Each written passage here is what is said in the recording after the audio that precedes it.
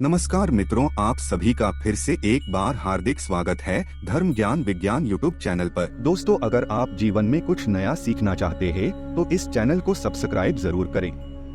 ओम नमः शिवाय। हर हर महादेव। सावन के इस सोमवार यहाँ पर बांधें एक जोड़ा हरी चूड़ी, 24 घंटे में देखें चमत्कार।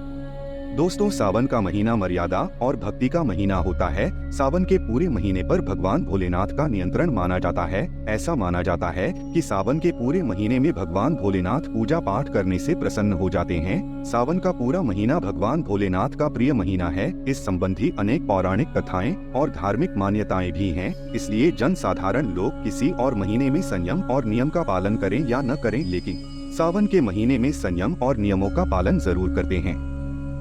तो आज का यह वीडियो बहुत ही सुंदर है, ज्ञानवर्धक जानकारी है। इस वीडियो को आप अपने फायदे के लिए पूरा जरूर देखें। दोस्तों, हम अपने चैनल में ज्यादा से ज्यादा प्रयास करते हैं, सरल से सरल और आसान उपाय बताते हैं, जानकारी बताते हैं, जिससे जन साधारण लोग लाभ उठा सकें। सावन के महीने का विशेष महत्व कुछ इस प्रकार से है। सावन के महीने में समुद्र मंथन हुआ था। सावन के महीने में ही माता लक्ष्मी समुद्र मंथन से उत्पन्न हुई थी और माता लक्ष्मी को धन की देवी का दर्जा प्राप्त भी सावन के महीने में ही हुआ था। सावन के महीने में भगवान भोलेनाथ भूलोक पर आ जाते हैं और भूलोक पर जिनके घर में यथावत शिवलिंग रखे गए होते हैं, उनके घर भगवान आंशिक रूप में जरूर आते हैं। इस मास में भगवान विष्णु योग निद्रा में चले जाते हैं, तो सृष्टि का संपूर्ण कार्यभार भगवान भोलेनाथ के ऊपर होता है। दोस्तों, आज हम बताएंगे किस वृक्ष पर बांधें 2 जोड़ा हरी चूड़ी, जिससे आपकी हर इच्छा शीघ्र पूर्ण होगी। इस वृक्ष पर सावन के महीने में हरी चूड़ी बांधेंगे तो आपकी मनोकामना शीघ्र पूर्ण होगी ही होगी। आपका आने वाला समय भी सुगमता से गुजरेगा और आपके जीवन की सारी परेशानियां समाप्त हो जाएंगी। तो यह जानकारी बताने से पहले, अगर आप भोलेनाथ जी को सच्चे दिल से मानते हो तो इस वीडियो को लाइक करें और चैनल को सब्सक्राइब करके कमेंट में हर हर महादेव जरूर लिखें। दोस्तों, भगवान भोलेनाथ को यह 3 वृक्ष अत्यंत प्रिय हैं और इन वृक्षों की पूजा करने से शिव पूजा करने समान फल प्राप्त होता है। दोस्तों, इन वृक्षों के बारे में शास्त्रों में यह भी कहा जाता है कि मनुष्य जाति के कल्याण के लिए स्वयं भगवान भोलेनाथ और माता पार्वती इन वृक्षों के रूप में भूलोक पर अवतरित हुए थे, अर्थात उन्होंने भूलोक पर जन्म लिया था। पहले जानते हैं सावन में हरी चूड़ी का महत्व है। दोस्तों, हरा रंग सौभाग्य और उल्लास का प्रतीक माना जाता है, जो मन को शीघ्र आनंदित करता है। हरा रंग प्रकृति का स्वरूप माना जाता है। माता पार्वती प्रकृति हैं और भगवान भोलेनाथ को पुरुष माना जाता है। सावन में भगवान शिव जी को चढ़ाया जाने वाले बेलपत्र, धतूरा, भांग और 2 हरे रंग के होते हैं। प्रकृति निर्माण करने वाले भगवान भोलेनाथ हरे रंग से अति शीघ्र प्रसन्न होते हैं। सावन में जो महिला हरे रंग की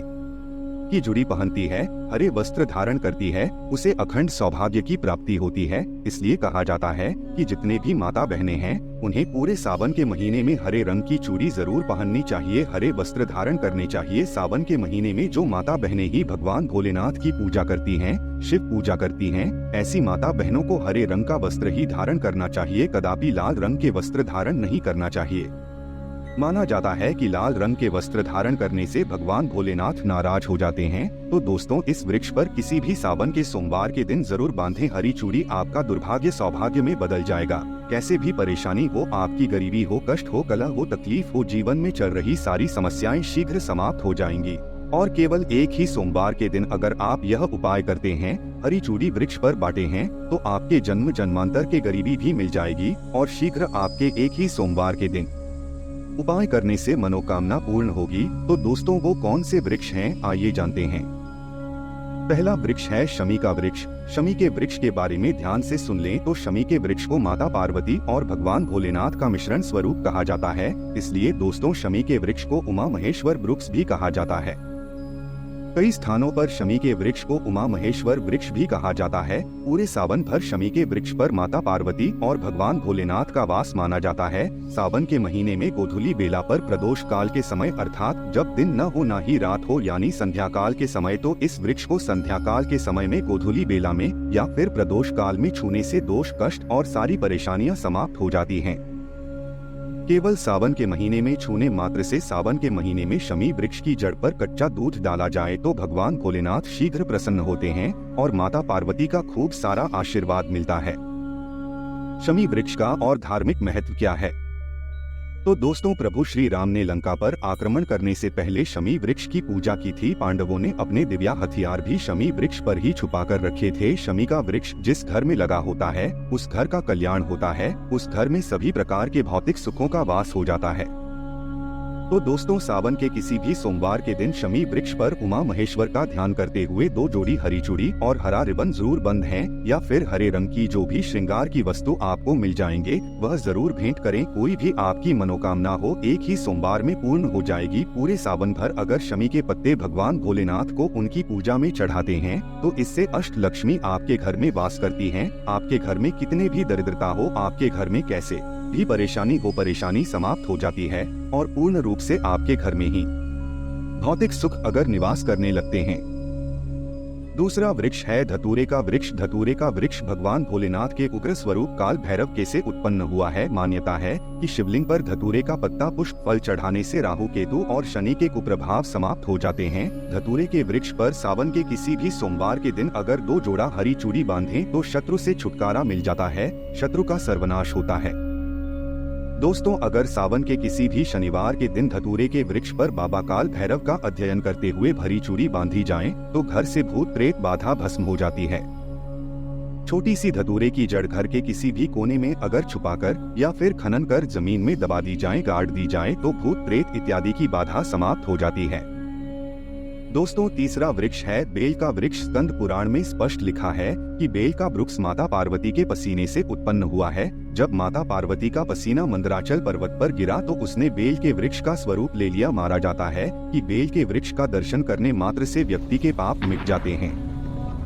वरिष्ठ करते हैं तो जीवन की सारी समस्याएं मिल जाती है। अगर आप भगवान भोलेनाथ को बहुत जल्द प्रसन्न करना चाहते हैं, आप भगवान भोलेनाथ पर खूब सारी चीजें चढ़ा रहे हैं लेकिन बेल का पत्ता नहीं चाहते हैं, तो वह प्रसन्न नहीं होते ही पूरे सावन के महीने में बेल की जड़ पर ब्रह्मा का वास होता है। मध्य स्थान में भगवान विष्णु तथा संपूर्ण स्थान पर भगवान भोलेनाथ जी का वास माना जाता है। ऐसा भी माना जाता है कि कोई भी साधन अगर सावन के महीने में बेल वृक्ष की पूजा करें सुबह के समय में या फिर संध्या काल के समय में बेल की जड़ के पास अगर घी का दीपक जलाए तो तीर्थों के स्नान करने के समान पुण्य की प्राप्ति होती है। समस्त बेल की जद में सावन के महीने में आ जाते हैं। तो दोस्तों, सावन के किसी भी सोमवार के दिन बेल वृक्ष की जड़ पर अगर कच्चा दूध डाला जाए तो जीवन की परेशानियां और कष्ट मिटे हैं। तो सावन के किसी भी सोमवार के दिन संध्या बेला में बेल के वृक्ष में 1 जोड़ा हरी चूड़ी जरूर बांधें।